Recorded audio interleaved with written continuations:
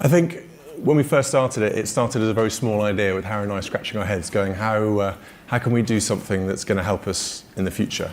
They claim the royal family never forgets. But what happens when a boundary is violated so severely that forgiveness is no longer an option? What happens when the future King of England, Princess Diana's son, decides it's enough and bans someone for life? Grab your tea, viewers, for what happened inside the royal gates has sent shockwaves from Windsor to Montecito. For years, Meghan Markle has skirted the margins of royal tradition, portraying herself as a victim while criticizing the institution that made her famous. But what many people didn't see was the secret tension growing between Meghan and Catherine, the Princess of Wales, which eventually erupted in a fight so heated and personal that Prince William had no option but to intervene. And what he did altered everything. Imagine a calm Windsor evening dedicated to family planning and charity conversations, with Catherine sitting graciously alongside her husband, the future king, embodying the monarchy's stability and dignity. Meghan then enters the room, wearing a false grin and bearing years of hatred and muttered comments. For years, Meghan said that Catherine was playing queen,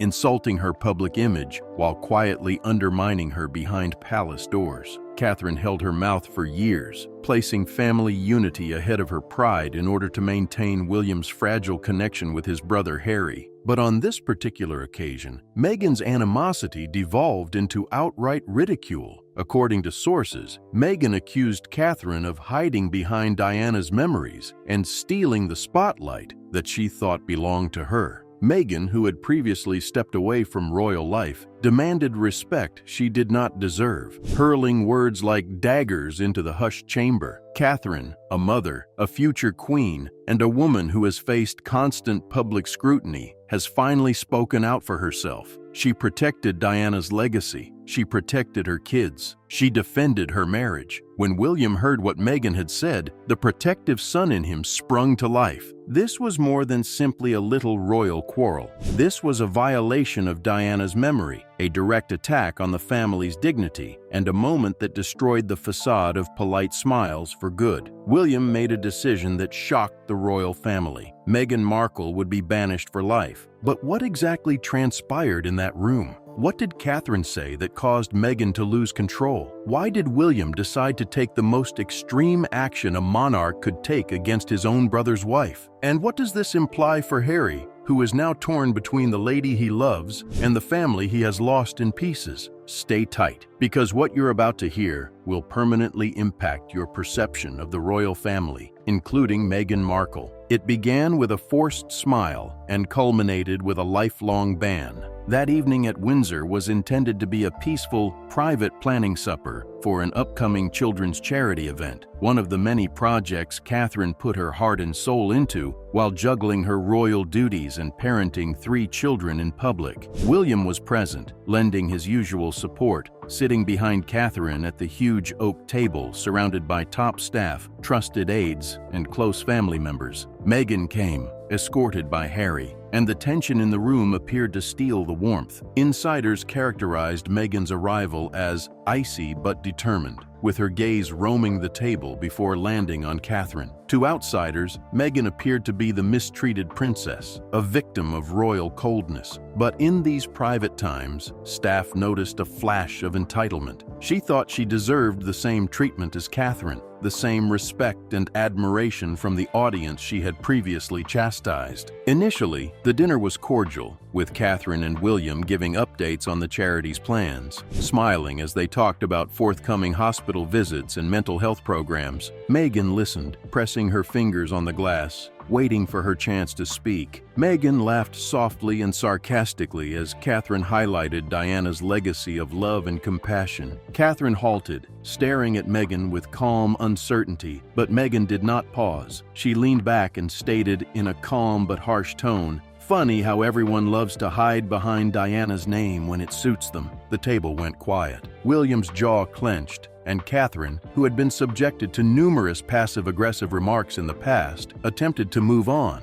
proposing they return to the event. But Meghan wasn't done. "It's simple to play the ideal queen when you have the media on your side, isn't it?" Meghan said, her gaze fixed on Catherine. The punch at Diana stung the deepest, a line that Catherine could no longer ignore. She glanced at Meghan, her voice firm, and continued, "Diana's legacy is about service, generosity, and prioritizing others. It is not a tool for tearing down your family." According to others who watched it, Meghan's demeanor changed as her irritation boiled over. "Family? Is that what it is?" She lashed back, accusing Catherine of being simply another Middleton ascending the ladder, a remark that hit at Catherine's lifelong struggle to preserve Diana's legacy while maintaining her own identity. Meghan allegedly accused Catherine of making her life unpleasant from the outset, alleging she was never welcomed, protected, or treated as an equal. Catherine, tears threatening but refusing to fall, reminded Meghan of the times she attempted to assist, the times she reached out while being mocked in return,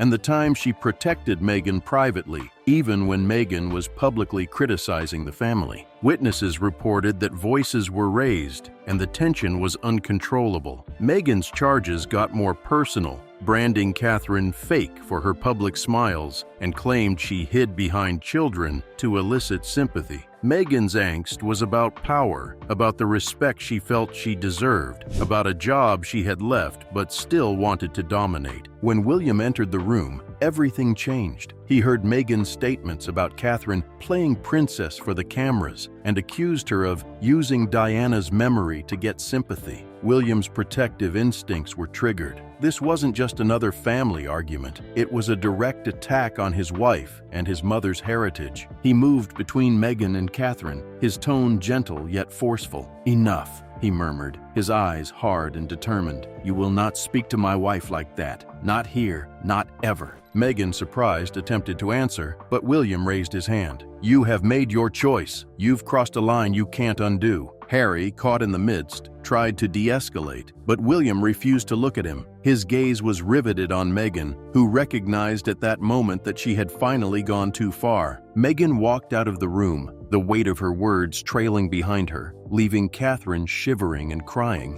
William put his hand on her shoulder and assured, "She'll never hurt you again." At that point, the choice was decided. A royal line was drawn, which would permanently alter the dynasty. To properly appreciate why Prince William's decision to ban Meghan Markle for life was unavoidable, look back at the quiet upheaval she caused inside the royal family. When Meghan initially entered the royal circle, the public regarded her as a breath of new air, a contemporary lady poised to effect change. However, behind the royal gates, Meghan's approach clashed with centuries of history and a family bound by duty. Meghan regarded herself from the start as a disruptor, eager to question obsolete rules, yet she frequently rejected the family she married into. Was the notorious bridesmaid dress episode, which tabloids portrayed as Catherine making Meghan weep. Years later, Meghan changed the story during an appearance with Oprah, stating Catherine made her weep.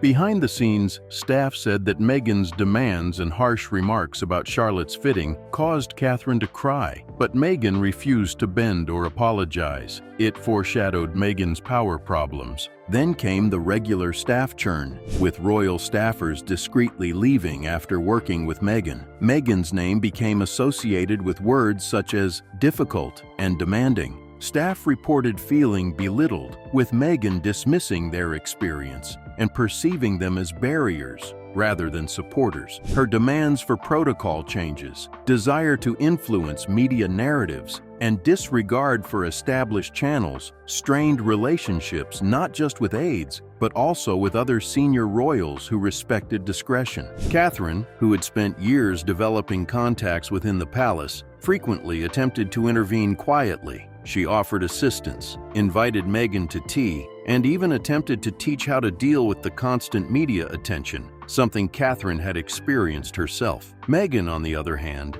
allegedly found Catherine's compassion insulting, feeling Kate's position in the family was the consequence of chance rather than effort or service. Meghan's resistance to accept her position in the royal hierarchy was evident during public appearances, where she occasionally outperformed older royals, disregarding the tacit tradition of bowing to those above her. She allegedly disliked having to follow Catherine's lead at joint engagements, preferring to speak first, stand center, and control picture ops, regarding herself not as supporting royalty, but as a star in her own right. Then came the shocking interviews. First, an ITV documentary in Africa, when Meghan tearfully said, "No one has asked if I'm okay," despite the royal family's focus on their causes. Then there was the Oprah interview, in which Meghan launched claims of prejudice and neglect, revealing details about royal life while also publicly breaking bridges. The family was stunned when Meghan revealed sensitive family concerns on global television while pretending to want solitude. William and Catherine felt betrayed, particularly Catherine, who was drawn into the conflict when Meghan said she had made her weep. Meghan's experience within the royal family has been defined by friction and instability, as she has demanded respect while rejecting the same structures from which she expects it. Meghan regarded herself as a revolutionary, but to William and Catherine, she was a destabilizing influence, causing suffering in a family already plagued by loss. The Windsor conflict was not an isolated outburst. It was the result of years of unresolved anger and hurt. Meghan's long-standing clashes with tradition, her public criticisms of the family, and her willingness to weaponize Diana's legacy to undermine Catherine